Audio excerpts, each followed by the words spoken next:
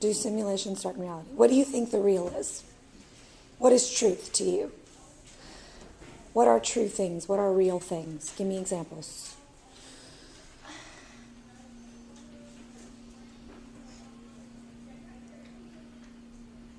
Give me an example of a true or real thing from your own life.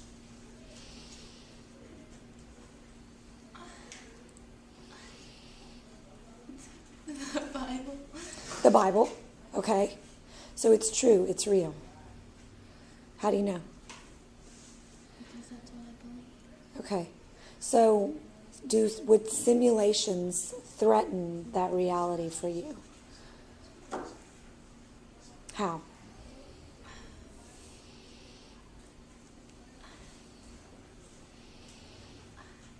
The Bible's a hard one. Why don't you go with something like a friendship? You have real friends, right? How do you know they're real? Because one of them's sitting right next to you. Right? So do you have other kinds of friends that aren't like this one? Mm-hmm. Tell me about those. You don't have to name names. Tell me about artificial relationships or simulated relationships. Tell me about Facebook.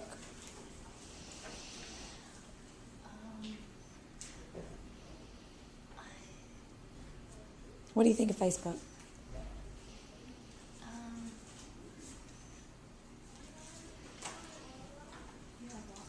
Do you like it? Sometimes. Sometimes. When?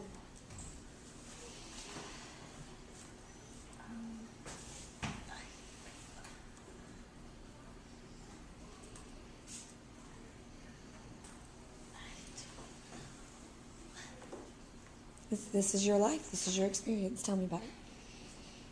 Once you push through this moment, you're going to be fine, I promise. When is Facebook bad?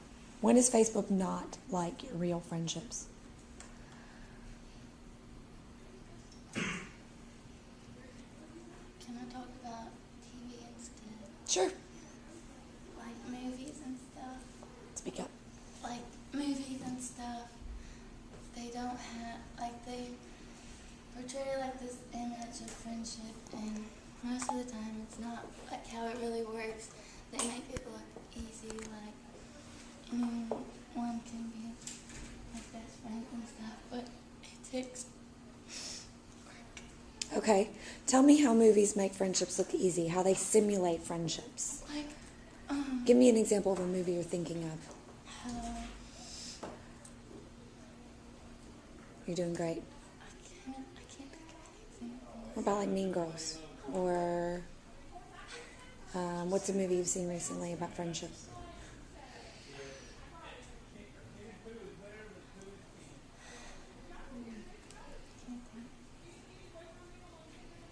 What do they do specifically that makes friendship look easy?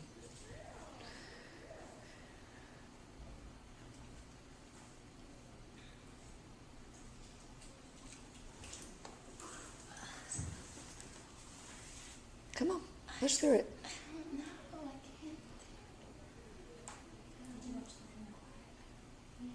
They like dress the same. Okay, so the clothing. Yeah. So it makes everybody realize that they're in one little group. Okay, and is that not real? I mean, it could be, but not really. Not really.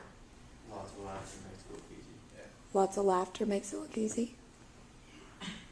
Sometimes it's like all fun, and then in the real world, like you have to actually face reality, you know.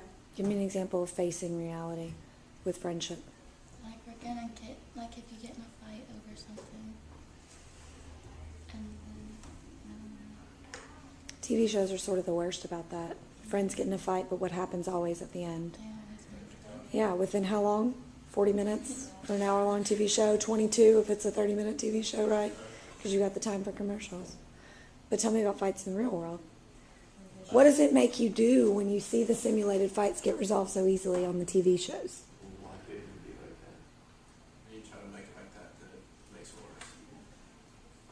You don't take them seriously. You don't take these seriously? Or, A lot of simulations, like as far as the media, is when you don't take things seriously. like I have this quote and it says, "The media generally operate in ways that promote apathy, cynicism, and quiescence, rather than active citizenship and participation." And I kind of agree with that. Give me examples of that. Read it again. I want to get The the language media right. generally operate in ways that promote apathy, cynicism, and quiescence, rather than active citizenship and participation. How does the media make us apathetic? What is apathy? It's when you're like indifferent. A means not, path means feeling. So apathy would be no feelings, indifferent. How does the media make you apathetic? How do TV shows, movies, news, reality shows, how does it make you apathetic? Because you think that's the real, or they make it out to be the real prince. Well, why would that make you apathetic about your own life? Because you want to be like that. You don't have that perfect life. You don't have that perfect set of experiences. Okay? So are we saying that simulations, like the media, trigger your feeling, your emotions? Or Vice versa, maybe. I don't know. Do they trigger your emotions? Do they trigger a lack of emotion? I think they trigger a lack of emotion. Okay.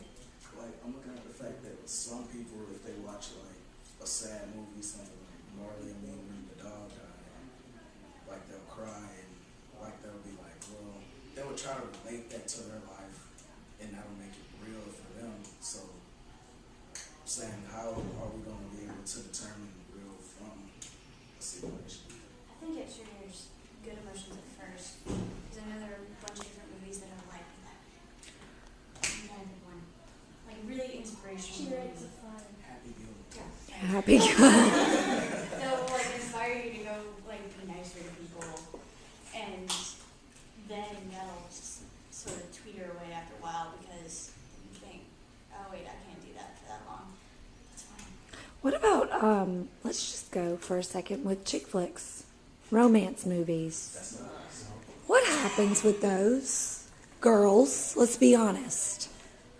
Well, What happens with kind those of movies? makes like it like that you think a relationship is based on feeling and just love, but it actually requires work, like Meg said.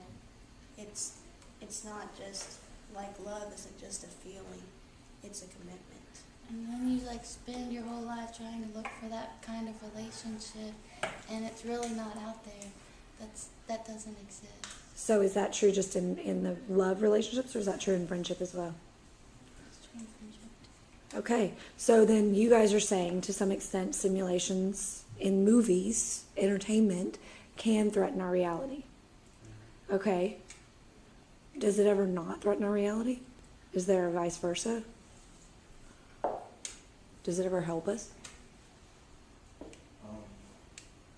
I think there can be some instances where you watch something on TV and like you look at something like Superman, a movie and everything, and it's like, oh, maybe I can fly. And you're like, nah, it's just a movie. Okay. So it'll take you away from the simulation and let you know that the real world you can't really fly or shoot webs from your wrist or something like that. I feel like it does really threaten it if you choose to not let it threaten it. Okay. I feel like reality is kind of a choice. What you perceive is based on what you want to accept as reality. Oh.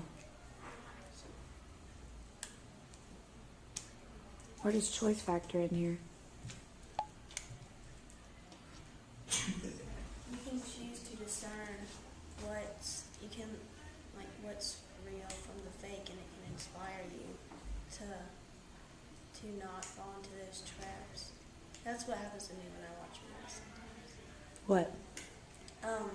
I say, well, that's not right, like in relationship movies, and when it's just a happy ending and they lived happily ever after, you know, you can discern like that's not true, and so you can start trying to develop characteristics and look for things that. Can I ask a question? I'm going to go at it from a different angle, and I'm sort of baiting you here. Not baiting you, but just providing some things. you look at romance movies and you say, well, that's not really how it is. But what are you measuring that against? What is the real that you are measuring that simulation against? Your parents? Your grandparents? Are you looking at your two happily married parents and saying, yeah, that's not really what their relationship was like, but they have different things? What if you don't have that? What if you don't have two happily married parents?